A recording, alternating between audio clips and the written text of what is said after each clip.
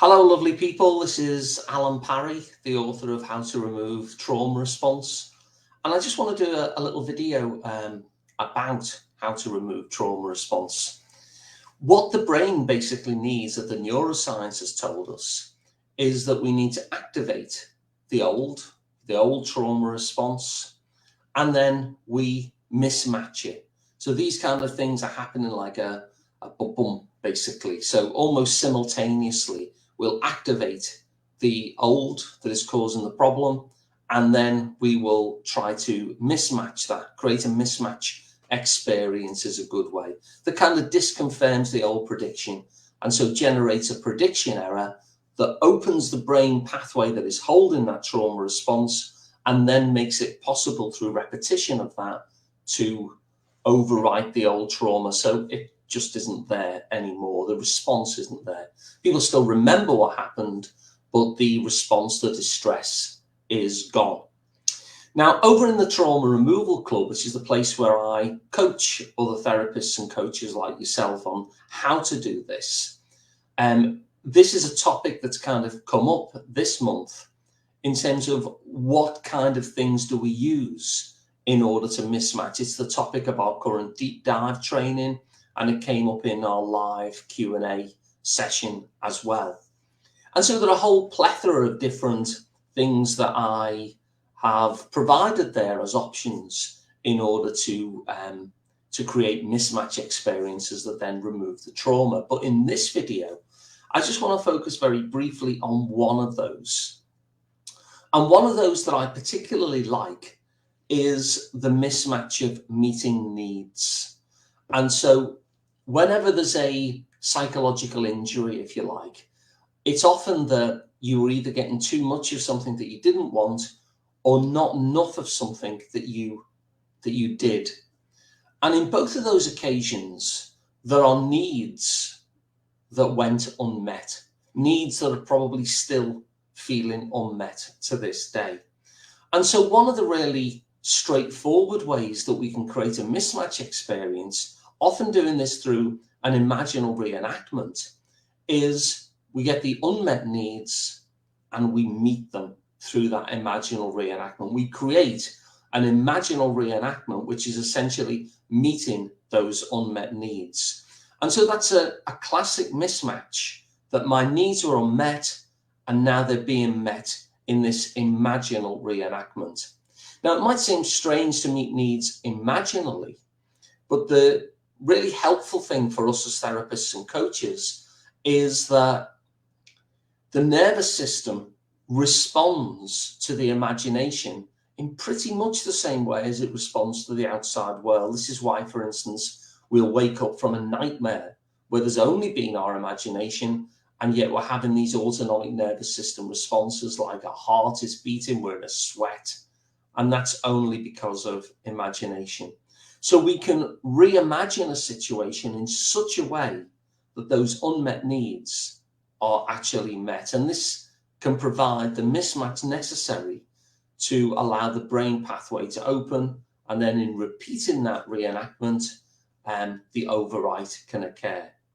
So we're always dealing with mismatches. We're always trying to generate mismatch experiences in our work. That's always our end point.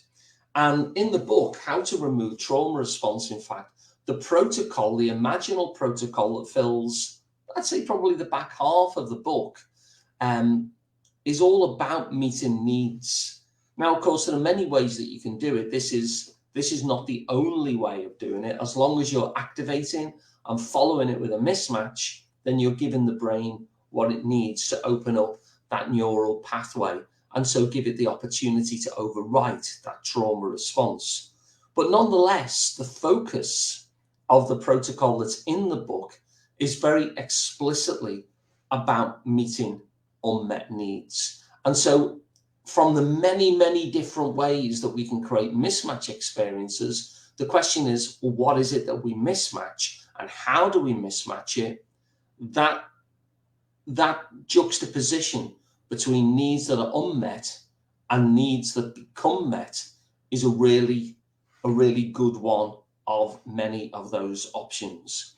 And the reason why I often focus as a practitioner on meeting needs is because when our needs are met, it also changes emotion. So it becomes an emotional mismatch as well.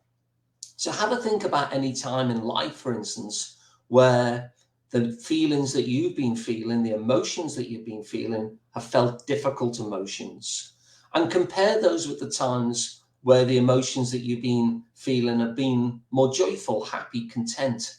And what you'll notice that the difference is there is the difficult emotions come up when our needs are unmet, and the happier emotions come up when our needs are met.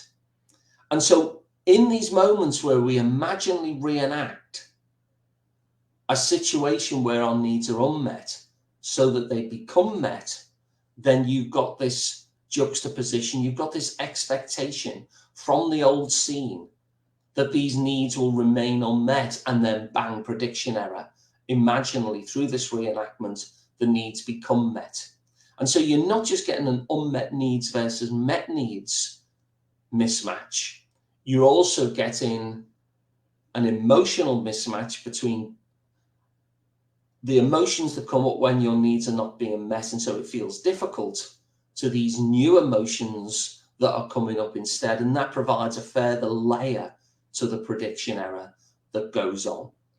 So I'm going to pause here so I'm not talking for too long, but we're always looking to activate the old and then create a mismatch. In terms of how we create a mismatch, there are lots and lots of different possibilities.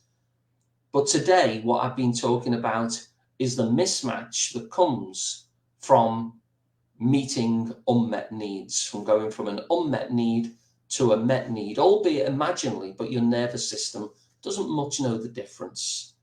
Now, if you'd like to learn more about any of this, then feel free to join us in the Trauma Removal Club.